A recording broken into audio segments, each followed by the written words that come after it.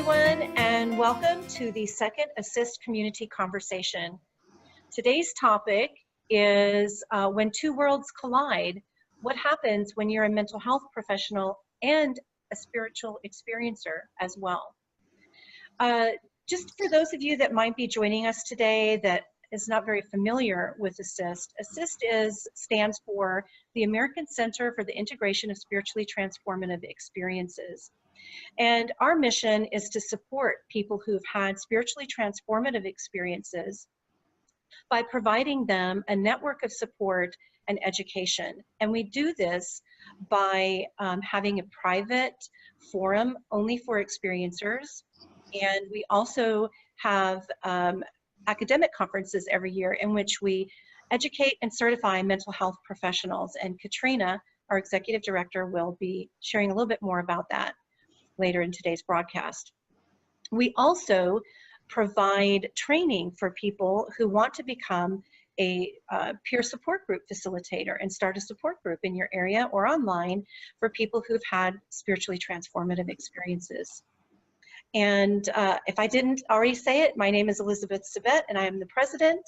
And I'm going to turn this over today to our executive director, Katrina Michelle, who is a holistic psychotherapist practicing in New York City. Katrina?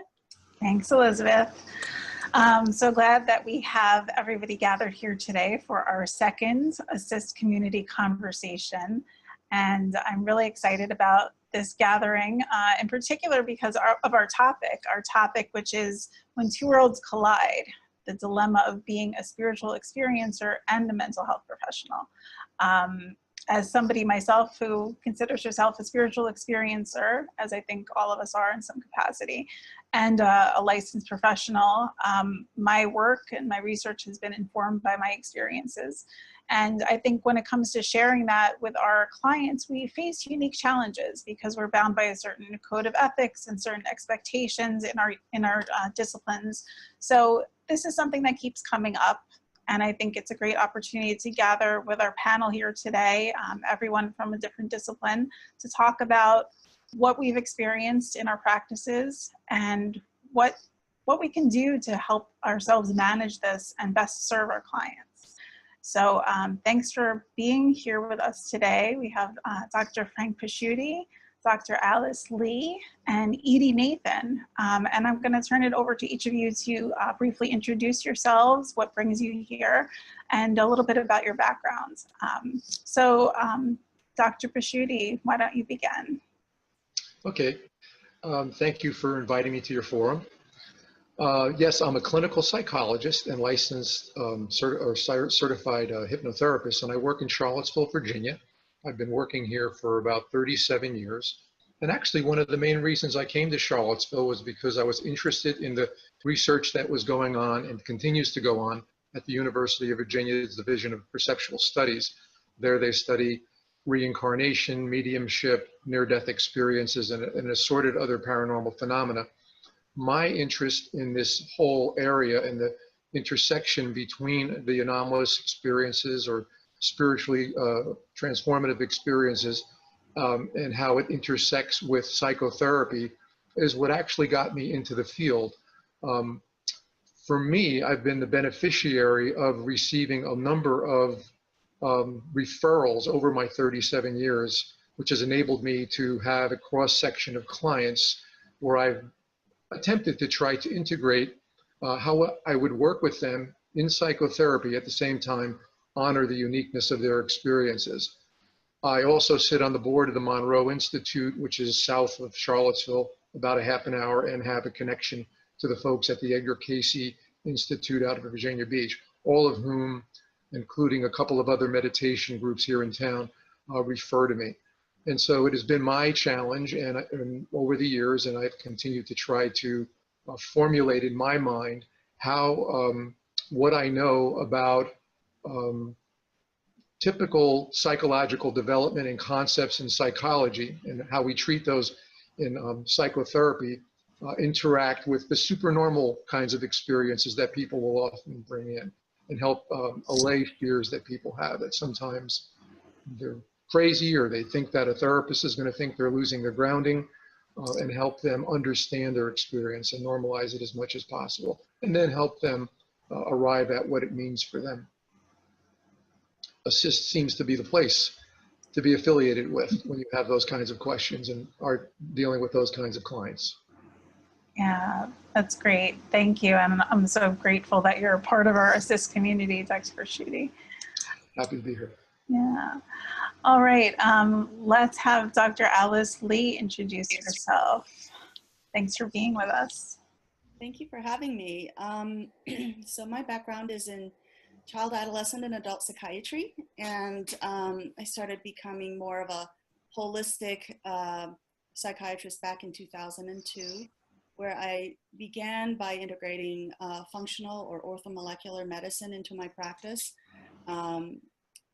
That's the nutritional piece. And then in 2003, I started to integrate more of the energy medicine piece into my practice, starting with the tapping methods, EFT, and other meditations and things like that to help people mainly to get off their psychiatric medications. So my practice right now specializes in helping people get off their psychotropic medications, and it's very much a psychiatric practice, even though it has a different kind of opposite goal for my patients than most psychiatrists. In terms of my exploration in terms of energy medicine or some of the spiritual aspects in my practice, I started in 2003 with training in Reiki.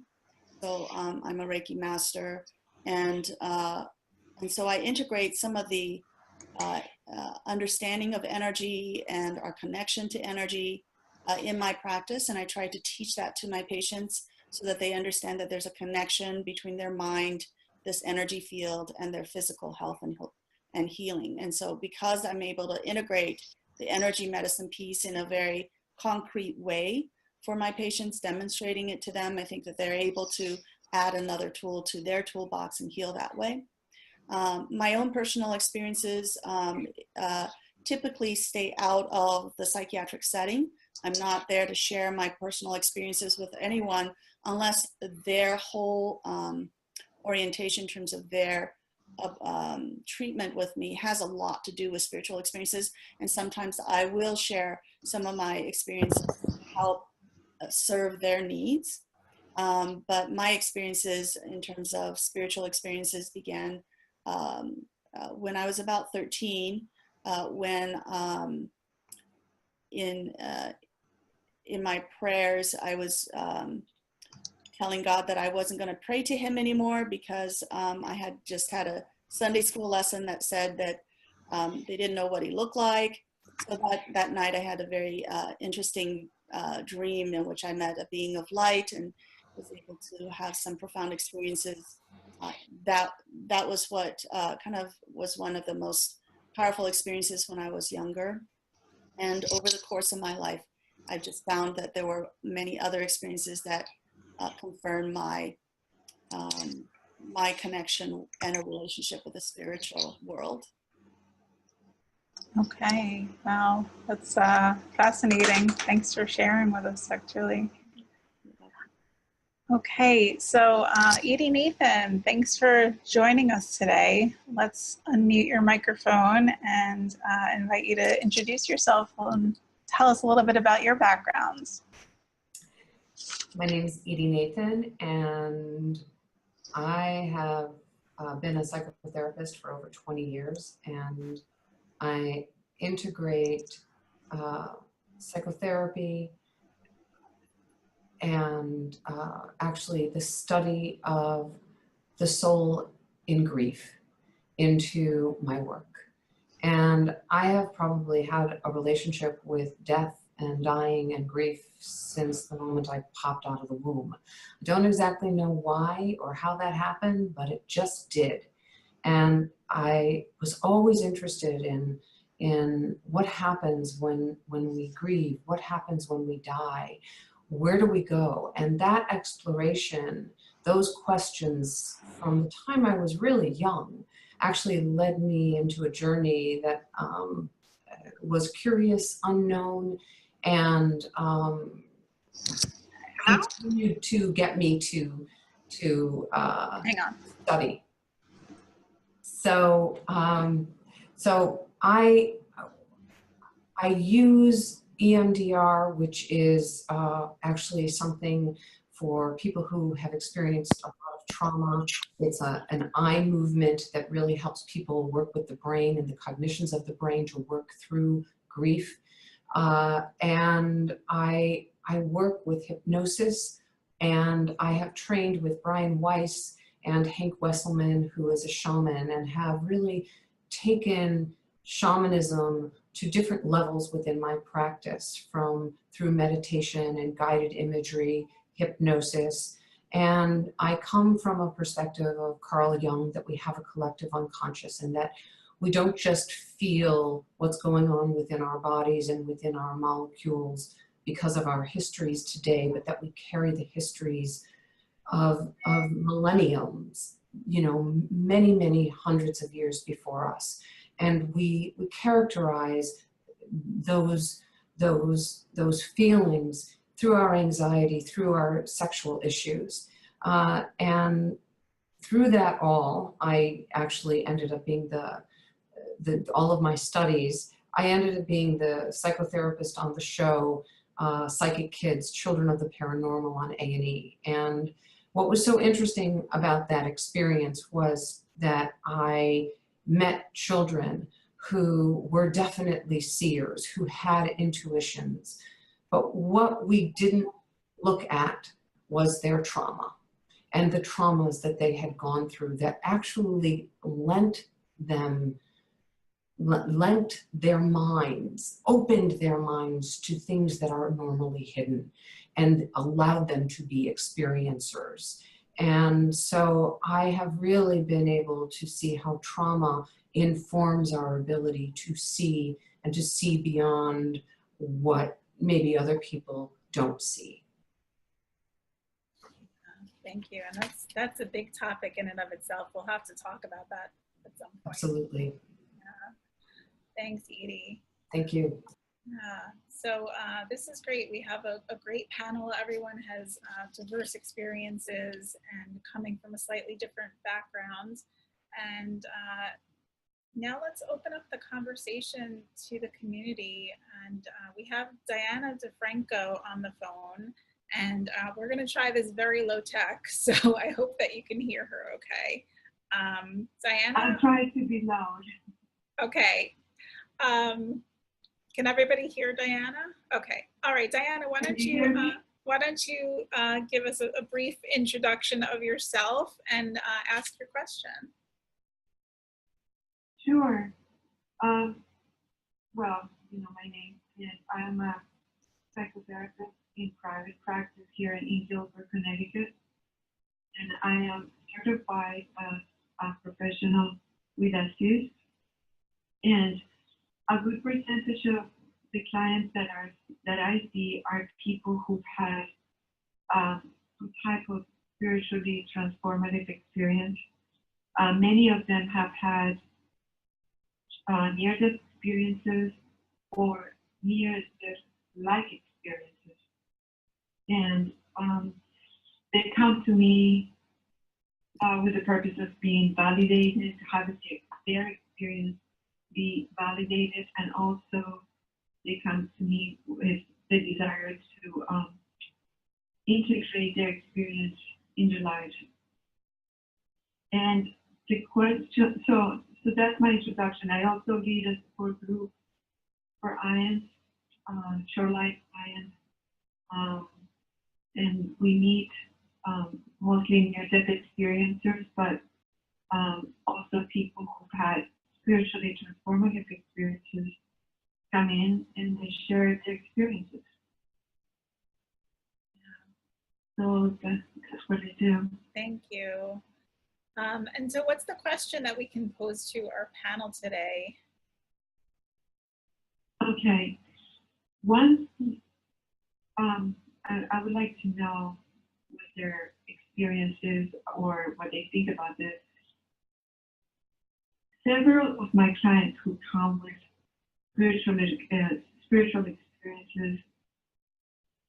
They asked me, needless to say, if I've had an experience myself, and because it's with the purpose of helping them, sometimes, you know, I say yes. So my question is,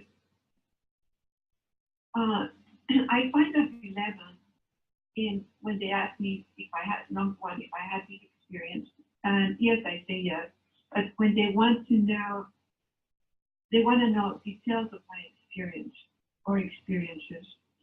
And when they ask me that, and also they ask me, how did I integrate my experience? How long did it take me? So it's a dilemma because as much as it could be helpful for the client, it's a dilemma because, needless to say, you don't want to turn the session about you. So that's the question. What do you do in cases like that? Okay. Thanks, Diana. So let's turn it over to our panel. Does anybody have some thoughts? Would they like to be our first person to respond to that question? I would be willing to speak to it. If the issue is to what extent you should share or we should share with our clients our own experience, I personally don't have a problem sharing my experiences if the client is looking for validation, to just be assured that, you know, that we have had or I have had an experience so they can feel safer putting theirs out there. I'm fine with doing that, but I'm always sensitive to not taking the stage and having it be about me. I often find that if they get the relief sometimes to hear that a therapist has had an exceptional experience or may not have had their exact experience. And that may not necessarily be the need may not be there. So I would be curious about, as a therapist, do they need for me to have their experience, the same kind of experience? Like, I've never had a near-death experience. I've had other, you know, kinds of experiences. So I would be always wondering a little bit about, you know, it's not like I'm withholding. I'm a very self-disclosing therapist, but I'm always sensitive to the fact that you don't want to take the stage away, or what is it serving that they need for you to confirm that you've had your own experience. So I would treat that in a more conventional manner, even though it's a less conventional topic. Great. Yeah, thank you. Thank you so much. And if I may ask, I do share my experience when they ask me to share it, when somehow it's in line with their experience, so they find validation, and sometimes or oftentimes it's very empowering to them, especially when they have been pathologized by someone else, by either another therapist or anybody. It's very empowering. The thing is, when they go into, when they're asking, well, what are the steps that you took personally to integrate your experience? Well, what I try to do is, if it's in line with their own experience, I share that with them. So thank you so much for your response. I think that's Welcome. I would also like to add something, which is that I see it as an opportunity. It's an elicitation to find out what's going on for the client. And before I might share my story, I'm going to be curious as to why they want to know what my experience has been, how it will help them, how it will frame them, if they think it will enhance their relationship with me, or is it a way to get close to me? Is it a way for them to feel like they're in partnership, you know, with me? What is the goal that they have in kind of wanting to know this? And it really serves to as a window into what's going on. And sometimes I will say, I'm happy to answer this question, but before I do, let's explore what's going on for you, because sometimes the question takes the heat off of them and onto me. And I don't want to participate in having the heat taken off of them, and then kind of colluding with them and it looks like I'm creating an alliance, but really it's a collusion. So I'm very careful about what I share, especially when it comes to something that is personal around my own experiences. I'd like to also add that. Thank you. Thank you so much for your response. That was very thoughtful. You're welcome. So I'd also like to add that there's a difference between a patient who asks you about your personal experience versus just asking about experiences in general that they can learn from vicariously.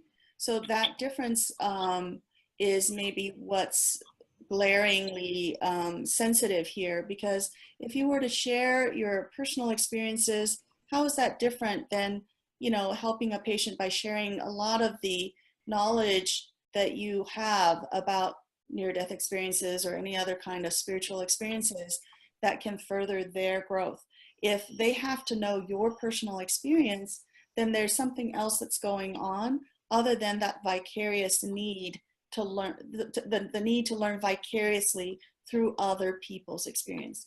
So sometimes you can judge, like if a patient, as a person is comparing their experience with yours, and if there's a certain narcissism behind it, where they're thinking, is my experience have more wow factor than your experience? How would that affect their relationship with the therapist? Or they might have kind of a self-esteem issue where they will then take your experience and think, my experience is not as good as your experience. I'm not as important. So that transference and countertransference, I think, can still happen regarding these kind of exchanges, regardless of whether you talk about a spiritual experience or whether you talk about your personal, growing up developmental experiences, I think. Thank you. Thank you so much for your input. Yeah, great points. And thanks for being with us, Diana. Oh, you're welcome, Katrina. All right, take care. Okay, great thoughts. Great thoughts, and something definitely to keep in mind. So talking about professional dilemmas, is there an experience that any of you have had that you would like to share publicly about a professional dilemma you've had with this topic in mind, something that may have come up when working with one of your clients or thinking about working with a potential client? Anybody have a story that they would like to share with us? I had thought about it, so maybe a short little story. Sure. So before I got into holistic psychiatry, there was a 15-year-old patient who came to see me.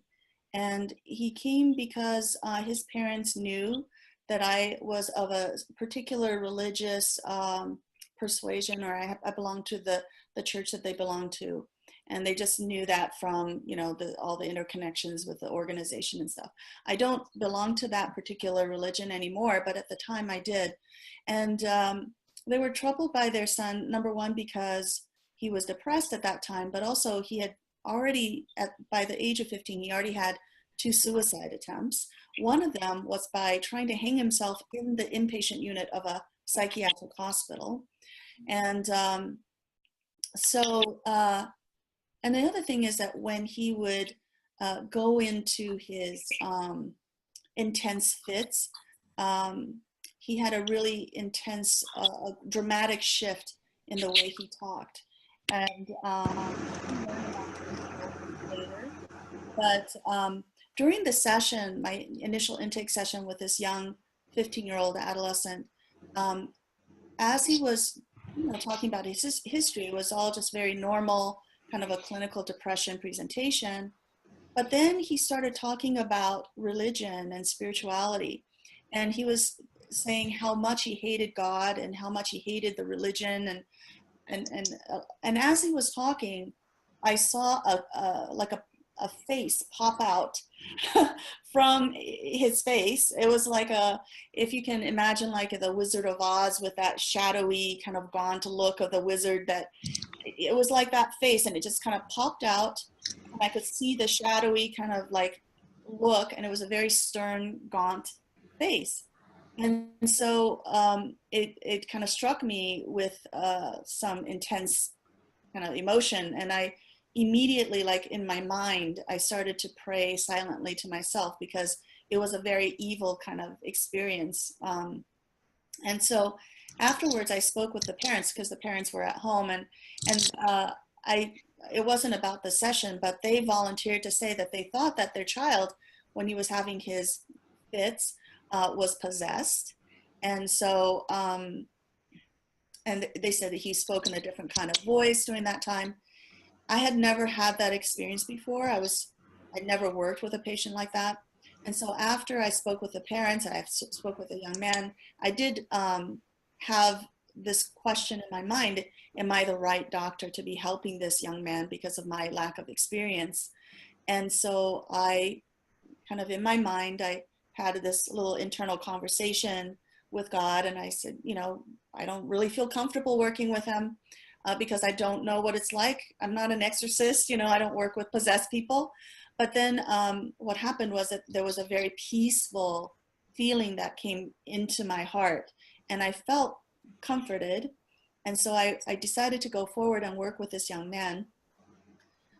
It turned out to be a pretty easy, kind of straightforward depression kind of treatment for a while. And then I had this experience one day when I was playing cards with him and having our therapy kind of over cards. He started talking about how much he hated God and how much he hated religion again. And his voice did change. It became this raspy kind of dead voice. And he said that he allowed 3 negative spirits to possess him. He actually knew that they were there. And he told me that he had basically allowed them to be there in that session at that moment. And I could feel the back of the hair, well, my hair on the back of my neck stand up. I actually have never felt that before. If you've ever felt the hair on the back of your neck stand up, that's a very strange sensation, but my hair stood up. I felt their thoughts in my mind. It was a very overpowering kind of sense of fear. I knew that they wanted to destroy me. They wanted me to be filled with fear, and they wanted to control me. And these were 3 clear, very strong intentions on their part. And so, of course, I started to pray internally again, very fervently. Outwardly, I was still trying to keep my little, like, you know, psychotherapy demeanor, like I was like pretending like nothing was happening. And then I had this experience where a beautiful golden light seemed to be coming into me and surrounding me. So if you can think of possession as I was possessed by this beautiful light, and he was possessed by this kind of a awful, horrifying kind of trinity of negative spirits, that was kind of how I felt was happening. And immediately, all of that fear and the ability for their thoughts to telepathically enter my mind ceased. And we had an interesting conversation where he would explain certain things that he hated about God. And I found myself responding back in a very spiritual, kind of almost like divinely inspired way. An example would be like he said he felt that God was too controlling, and that God just wanted to be worshipped and to be controlling of his life. And I went into this explanation of freedom and free agency I never even thought of before, where I said, you know, freedom is an opportunity or a tool for us to grow in this life, and we're given as much freedom as it's safe to have. And I said, for example, you wouldn't give a baby a chainsaw. You would want to give them, you know, blocks or things to play with. Also, if you went into a shoe store, you wouldn't, you know, you'd have sandals and hiking boots, but you wouldn't have moon boots there because you're not going to the moon anytime soon. And so I found myself saying those examples, and those examples actually stuck in my mind, and my memory's not that good. So I know that there was something about that response and the way it kind of entered my mind that was otherworldly. And I learned at the same time that he was learning, and it was all a very beautiful experience. And this kind of went on for about half an hour, and afterwards he had this look on his face of pure disgust. Like, I'm not getting Dr. Lee to be scared. She's just giving me all this information that I don't want to hear, and this is really a waste of our time. And so as soon as that look entered his face, they left, and he was back to him into his like 15-year-old body without all of that negative energy there. So we kind of concluded the session soon after that. And that was the last session I had with him, because events unfolded where he had a fight with his parents. He tried to kill himself by putting a paper bag over his head. His parents didn't call me until like a week later about that event. And when I was speaking with the parents, they were offended that I asked them to, in the future, tell me right away, things like that when they happen. And they also said that their mother, his grandmother, also had chronic suicidal tendencies. So I think it's a multi-generational issue. It's a very profound kind of spiritual issue. And it taught me a lot. It was more for my growth, I think, than for his. Wow, that's beautiful. Thank you so much for sharing that. It's such rich and complex stories happening within this framework of someone coming to you, not just in what you're experiencing in that moment, but then the dynamics of how do I share this and do I share this? And just in general, when you're working with an adolescent and trying to disclose to the parents and knowing the boundaries there, and then whatever their religious persuasion is versus what you might be experiencing and how they might perceive that. Yeah, I noticed that at the time that I was talking with him that I didn't disclose that I had this spiritual experience. I just simply gave him the answers that he needed to hear. Yeah. Great. Thanks for sharing with us, Dr. Lee. Does anybody want to maybe respond to that or have a story that they would like to share personally, similar along the lines of professional dilemma you've experienced? I'd be glad to speak up. Yeah.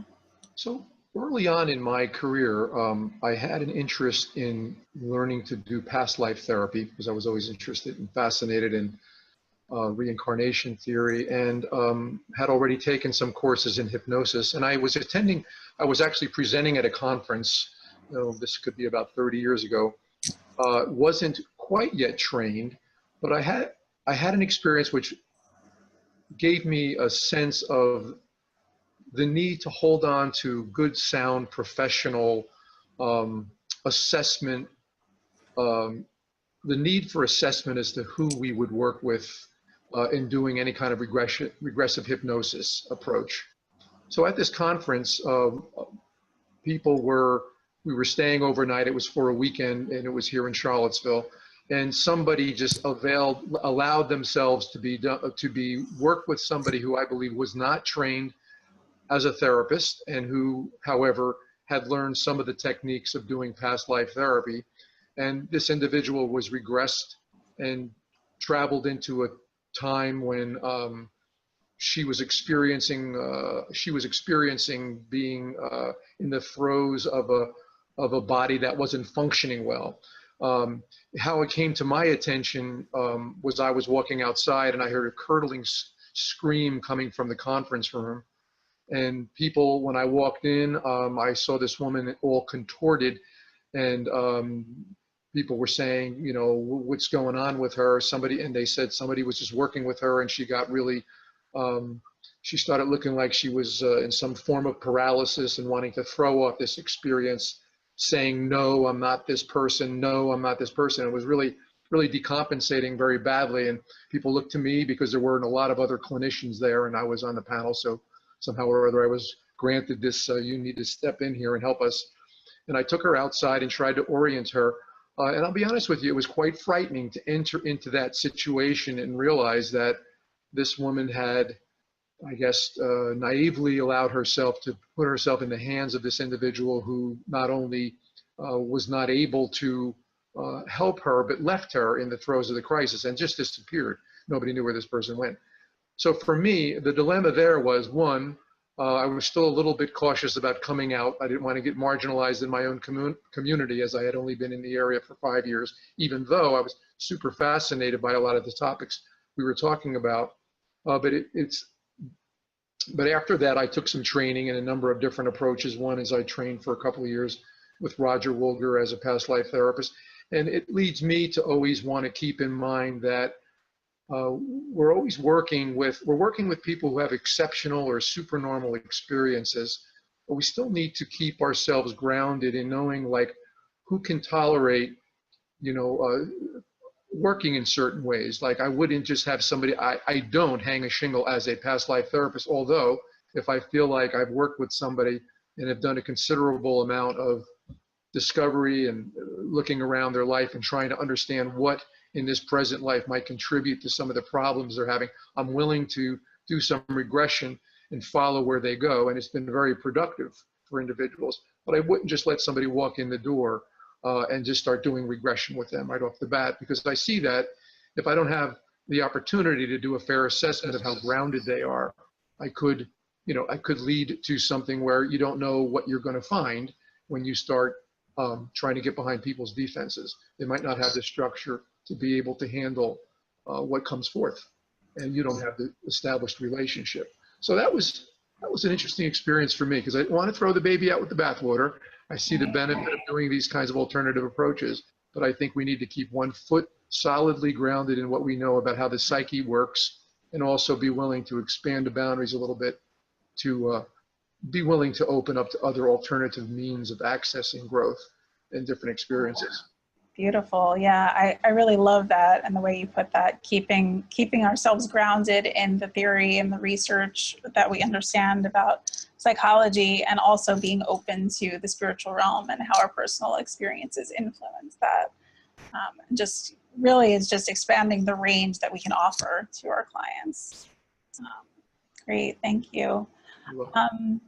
I completely agree with Frank, and thank you for saying that. It so often people get trained in past life regression, and they really move through it in a haphazard way, and they don't really respect or honor the role of the psyche in this process. And if you really look at Roger Woolger, who I also trained with, and Brian Weiss, when they have done past lives, regressions, they've been working with these clients for 6 months, a year before they even start to do this. So I really wanted to kind of comment on that, and also to share just a really quick story, because I had something recently happen that was, again, a kind of an out of my experience and when I see people on a once a week basis, I'm really not communicating with them, from week to week. But there was a gentleman who came in, and he was in his mid-60s. The minute I saw him, I knew something was physically wrong with him, and he was really resistant about going to the doctor. And there were no signs. It's not like, he didn't look pale. He was walking well. His focus was good, but there was just something, and I kept thinking about it. I couldn't let it go. I was dreaming about it. I was having dark dreams. I was seeing him in a casket. I mean, I was just having these premonitionary dreams that were racking me, so much so that I called him. I said, listen, I know this is going to sound strange, but there's just something that is concerning. And I said something about dry mouth, and that your mouth seems dry in session, and sometimes that's a sign of other things. And would you just mind going to see your doctor? And he was resistant. And then the next time I saw him, would you please go see your doctor? I texted him, would you please go see your doctor? It was like I went into another world, and I don't do this. I am boundary specific. I have my feet well grounded in this earth, and there is no way that I will kind of go out on a limb like that. And finally he went to the doctor, and the doctor said, had he not gone there, he would have died. And it was so powerful he came in because he was hospitalized. He came in, he had a blood disorder that they would not have known about because it's very hidden, like sometimes a leukemia can be hidden. And he actually needed blood transfusions, and it is something where he really needs to not be in New York anymore. He needs to be in warm weather. And like he came in a month and a half later after many hospitalizations and said, "You saved my life, and I don't know why I even listened." And I said, "I don't know why I listened either." And you know, and it was so unlike me. I talked to my husband about it. I talked to friends, because I knew that there was nothing that I was drawing upon that had any real clear data. And I kind of have this belief that unless I have 3 points of data, I don't make a move. But here I was making all of these moves, and I ultimately trusted myself. And so I guess to the clinicians who might be listening, trust yourselves, and to the folks who are out there, trust yourselves. Even if it seems like it's an out-of-body experience or you feel like you're losing your mind, maybe you're not. Calm yourself down and listen, and you might be surprised what is getting communicated to you, what images come up, and trust them. Yeah. Beautiful. So important to underscore that our intuition is always there, and especially I like that kind of rule of 3 times, and you have to do something with it. Well, thank you so much, Edy. Let's bring Elizabeth back to ask a question. Could I just say Hi. Oh, yes, Alice, go ahead. The thought that came to me when Edy was talking was how much love the universe has for each individual, that they knew that Edy would be at least open and be able to receive the message. And so the universe kept working with her so that she could be that beautiful channel to save this man's life. And I just felt like that channel where the influence that was working with her was just so full of love for this man that it was just working really, really hard with Edy. And she was, you know, she was kind of like, well, what's happening here? But it's really a manifestation of love from the universe, the spiritual world, for one specific person. Thank you, and you're right. And even as you were, you know, sharing these thoughts, I'm emotional about this, you know, and I think sometimes people think, oh, well, we're therapists and we don't get emotional necessarily because, but the emotions, we cried together in my office. And as you just shared that, it was divine. There was something so divine and so pure. And, you know, he didn't stay in therapy that long, but he actually came for what he was supposed to be here for, even though that's not what it looked like. And so often I think we think that, oh, well, this is it, this is the diagnosis. And what I've learned is to get away from the diagnosis, to get away from that chatter, and to listen to the undercurrents, because they are so much louder than any diagnostic book or theory, you know, can give us. So thank you. Yeah. Wow.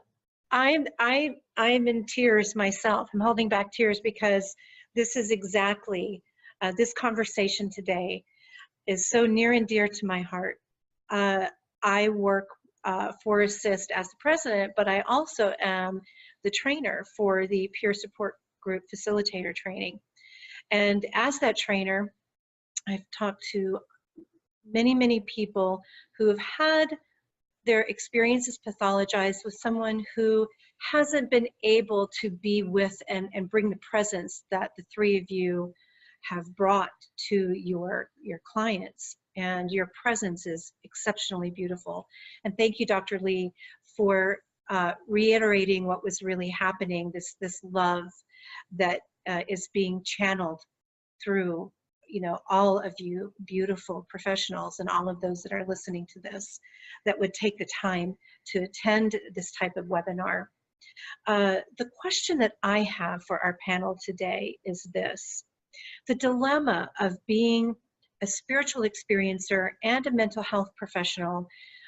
You have a greater sensitivity perhaps than maybe those that don't. One of the complaints that I have heard of from our facilitator trainees is that they go into therapy or into hospitalization, and the mental health professional is the expert, and their meaning is no longer valid. The patient or the client's meaning is no longer valid. So the dilemma, how do you work with someone and still be the mental health authority and make room for the client's own meaning so they can begin to integrate this differently? I'll be glad to take a stab at that.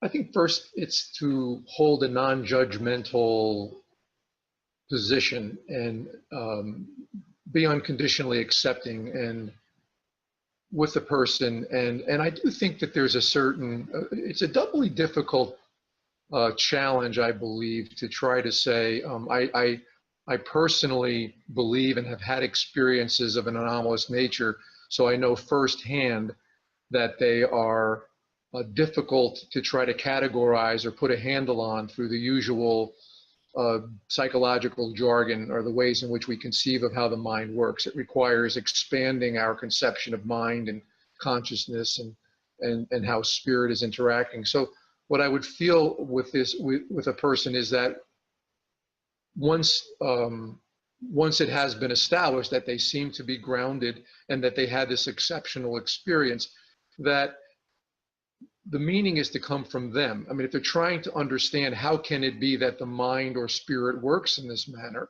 I'd be inclined to say, well, share what I have come to understand, but encourage a search, encourage some reading. And the idea that they will take their experience and try to arrive at some meaningful understanding of it. I think it's sort of like working with something as common as a synchronicity. I mean, you can have a coincidence and somebody feels like, wow, the fact that these things came together in time. The Taoists would say, why is it that these two things come together at the same time? The person, I think the meaningfulness is going to be derived. That's what makes it a synchronicity, is that it's the meaning the person derives from it. And I don't think it's ours to give, although we can think along with them.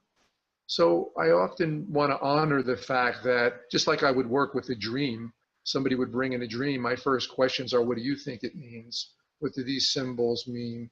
What do they bring into your awareness? What is your higher self trying to bring to your awareness? Before I would assume that I have the answer for that. So I think the meaningfulness is pretty significant, and I think we're trying to draw it out of the individual.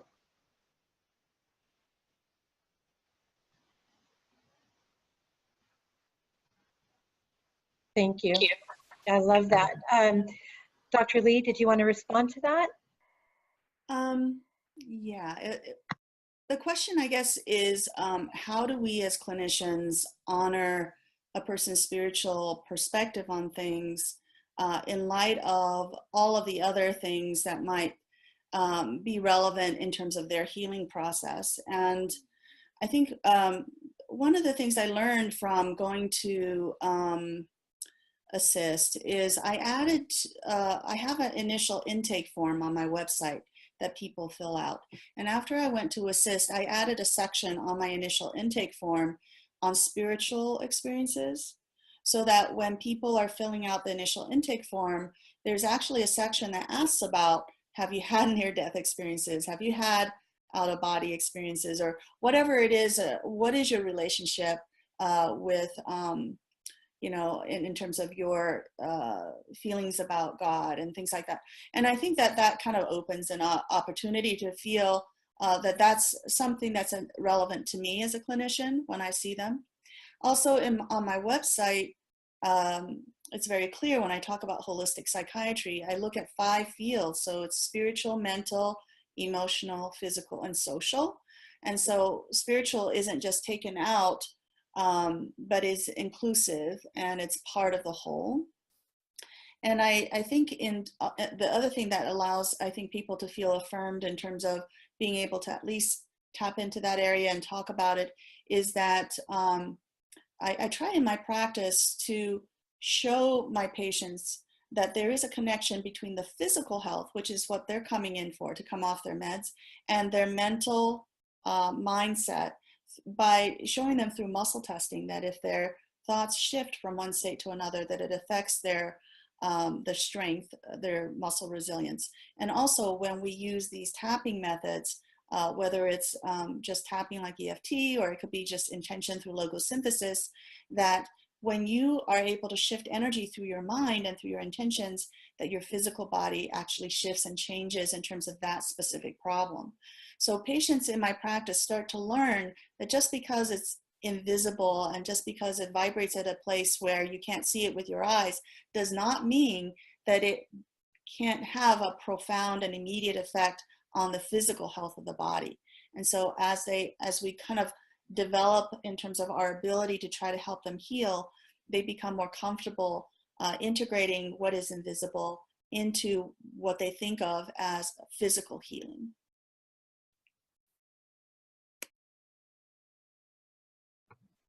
That's incredible.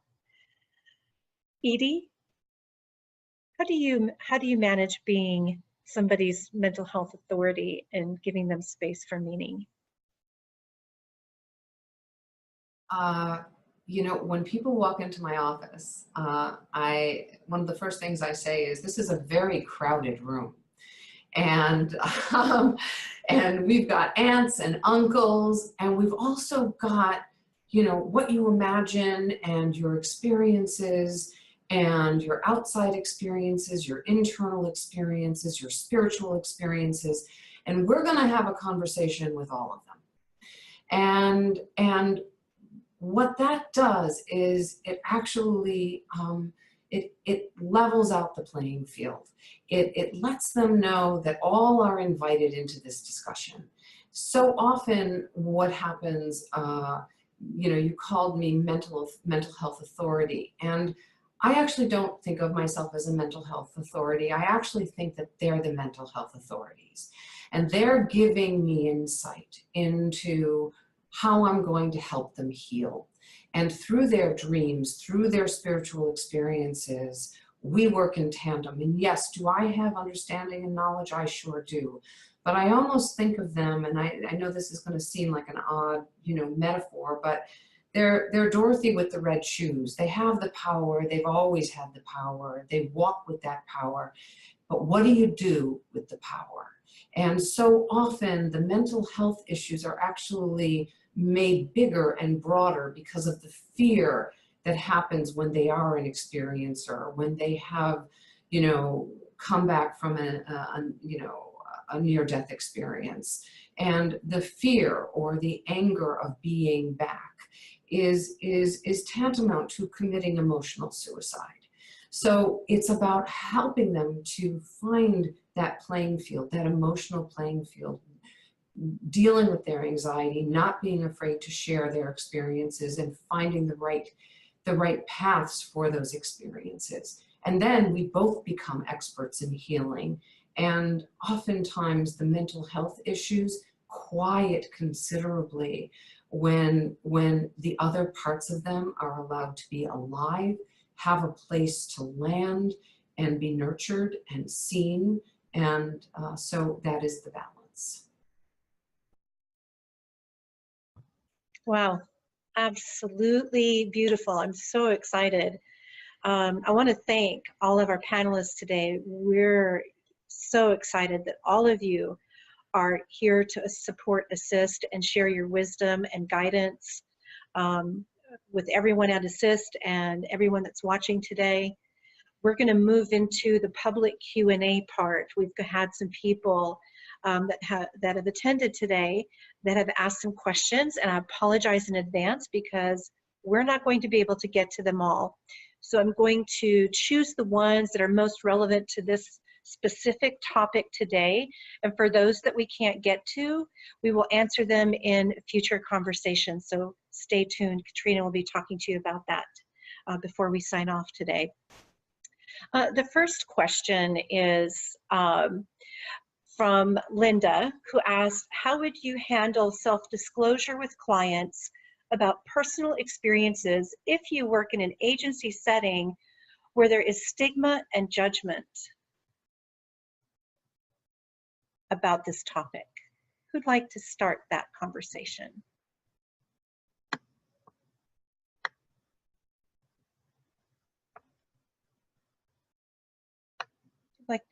I would be glad to speak to that because I worked with a very conservative organization for many years, and I knew that there were entrenched in a set of beliefs that made no room for the exceptional and anomalous and the supernormal capacities that we have. And so I tended to be very discreet. I think I would sometimes preface what I might say. I mean, to my client to say, I'm trusting that I have your confidence like you're trusting I'm holding yours, and I don't mind sharing this with you. But I think part of that could be a lesson about, recognizing how to be prudent and how to determine who is receptive to your message. I mean, I think there's an element of recognizing that there's going to be people who have never had an anomalous or exceptional experience of any sort, and it could be miles away to try to just get your head around, what it's like to have a near-death experience or a precognition or a telepathic dream or an out-of-body experience. So I think there's a certain element of learning there where you would say, you might want to say, I'm going to honor this relationship and trust that we can keep this here with us. I don't think I'm binding them by doing that, but I think I'm teaching a lesson, saying I want to be open with you because I think if I can share an experience that may validate, although I agree with what Edy said earlier about milking that from them first before I start putting all my experiences out there, only in the way that I would in normal and under more conventional kinds of problems. But I do think you need to be discreet. I think you need to be real that, if somebody's talking about a past life experience, we know the statistics are only 24% of the population believe in reincarnation. So if you're working in a very conservative organization, people have a tendency to sometimes demonize these kinds of things. And so I would walk wisely in what I share and how I would work with people. Could I say something also? I think that there's a difference between stigma between the clinician and the organization, and the stigma that can happen between a clinician and their patient. So I think the question has to do with working within an organization where if you did something out of the norm, that stigma from the organization and how it will affect you. And I think that there's a couple of thoughts. Number one is, how will it affect you? Are you going to lose your job? Because if you're going to lose your job, then, you need to be very conscientious of that and respect that. If it is simply that if you are being authentic and you want to start exploring things that you're interested in, and you will experience stigma, but you're not going to lose your job, they can't fire you, you're having a great, experience with your patients and their, clients because of it. My thought about that is that stigma is just like any other kind of experience with bullying or in a social setting, that you got to have the ability to understand that that's their issue. If they want to think of you in a certain way, that's their issue. And you have to deal with how your reaction to the stigma is going to affect your authenticity. I choose to be in my own private practice because, it's more comfortable with me to do that. But I certainly experience stigma, even in my kind of bubble, in my own private, solo private practice. I've had experience with stigma because as a holistic psychiatrist, had to deal with the Maryland board. And literally, I was at risk of losing my license because I was holistic. And the response to that was that I had to hire attorneys, and we did set a legal precedent in Maryland so that holistic practitioners could practice more freely because at the time that I was practicing, there was much more stigma. But I think that if you think of yourself as someone who is placed in that position or role because you are meant to further and progress that organization as, in some ways, a quiet leader or setting a positive role model or example, rather than thinking of it as they're going to stigmatize me and therefore I can't speak what my truth, or I can't keep learning an area that I feel is dear to my heart, then that's more of a thing that I think we should work on, and just turn it around and look at it from a perspective of that it's an opportunity for you to help other people to shift their energies in a way. Because if it works, if what you do helps clients and you have lots of clients and they're getting healthier faster, then that's what really matters, is that the fruit of the tree is really beautiful, rather than how would other people look at the fruit of my tree. Wow, Dr. Lee, thank you for having the courage to hire attorneys and fight for your right to practice as you have been guided to, and to practice from your heart. That's so beautiful. Thank you for your courage. I think, yeah, not by choice for sure. Right. So frequently, right, when we do this work, it's always, we get confronted with, if I had my preference, I wouldn't be in this position. But then we get, you know, put in a position where we have to make a choice to be authentic. So thank you for doing that to all of you. Edy, would you like to answer this question as well? It's such a dilemma, but really what Frank and Alice brought up is the willingness to find a way to honor the work and to honor what you know to be true. And no one can make you disbelieve what you believe. So it's a path, it's a journey of standing up for what you believe in, maybe even having to hire attorneys. Kudos to you, and look at what you opened up. Look at what you opened up for other clinicians. And that is the gift of maybe the grief of having to fight for something that is not the norm, that we're only 24% of the population believes in this. And it doesn't matter if they believe in it or not. And that's a question that people will often ask me, you know, like, well, what if past life regression really doesn't exist? Well, what if past lives don't exist? Well, if the regression helped you, then it doesn't matter. And so if you take someone's past life or their experience within a setting that doesn't believe in this, then guess what? You can say, it doesn't really matter what we call it. What matters is we honor it. And then you go with that. Gorgeous. What a gorgeous answer. Thank you so much. We have about 6 minutes, well, actually about 8 minutes left. So let's ask this question. What authors, videos, or other resources would you recommend to therapists who have clients that are still willing or still trying to integrate, normalize, or make sense of their NDE?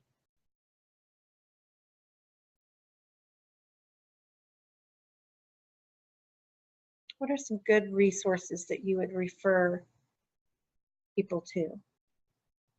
I would say the work, Ken Ring's work has been around for a long time.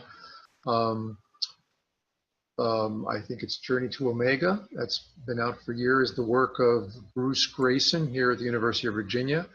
There are quite a few books, I think, that would, if it's just specific to near-death experiences, or is it more general about various kinds of spiritual emergencies? Stan Grof's work would probably be a couple of good places to start. Thank you.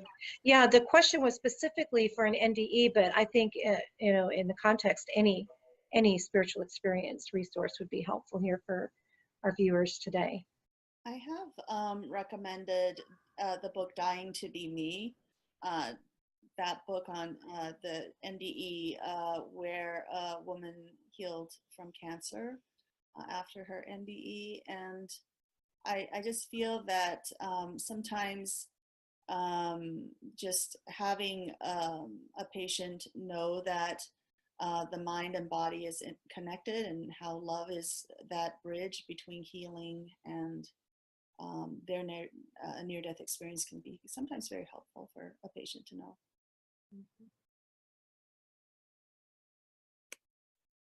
Thank you. Edy, do you have any resources you'd like to share? I think that Frank and Alice have both, brought in resources that are fantastic, and, go to the ACISTE website. There are lots of resources right there. And so that's what I would recommend. That's a really good initial go-to, and, talk to other people. Thank you, Edy. I was going to mention our ACISTE page, so thank you for doing that for us. Yes, actually, I would highly recommend that you go to www.aciste.org and go to our resource directory page, and you'll find many resources from university research and university programs to books and videos about all different types of spiritually transformative experiences. And there's many different topics that we could talk about specifically, and many different authors that we could talk about. But those on that resource directory page, it'll actually link you to other links and to other resources that will have more resources. So please go through that as well. Katrina, that's it right now for topic-specific questions. And I'd like to turn it over to you to wrap it up here today. Yes, I think this has been a really valuable conversation. And again, thanks not only to our panelists for coming on to share your expertise, but also to our participants, to everybody watching, whether you're a clinician or an experiencer or someone who is neither but is curious. We really appreciate you being here. And I want to thank you for your questions too. We were trying to keep this conversation really concise to the clinical dilemmas that we face, particularly as therapists. But we are looking to be informed by all of your questions and all your curiosities. So please keep asking them. We'll be hosting these community conversations, I think, quarterly. And we would love to be informed by your questions as to our next topics when we're looking to invite panelists to join us in the future. So please stay tuned into us. We're on Facebook, and our website is ACISTE.org, ACISTE.org. And of course, our next conversation is going to be live and in person in Chicago at our annual conference, which will be hosted October 4th through 6th.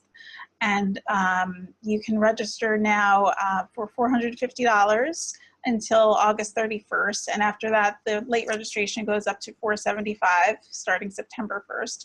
But there's still plenty of time to take a look, check out all the wonderful speakers we have that are going to be joining us, including, of course, Edy Nathan, who's here with us today.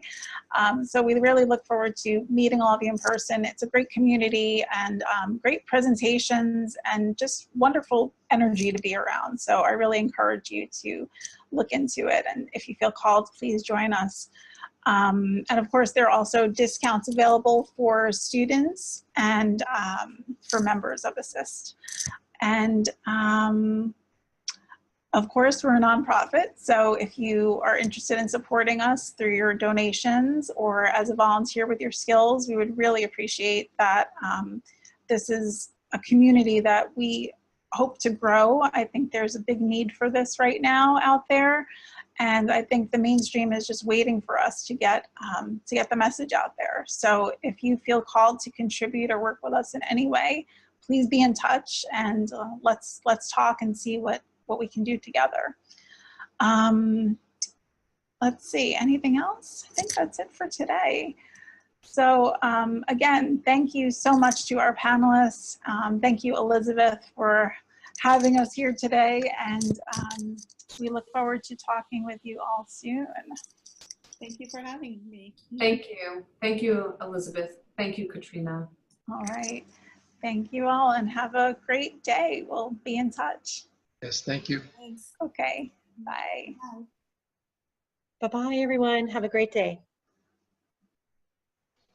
You too, Elizabeth. Bye. Bye-bye.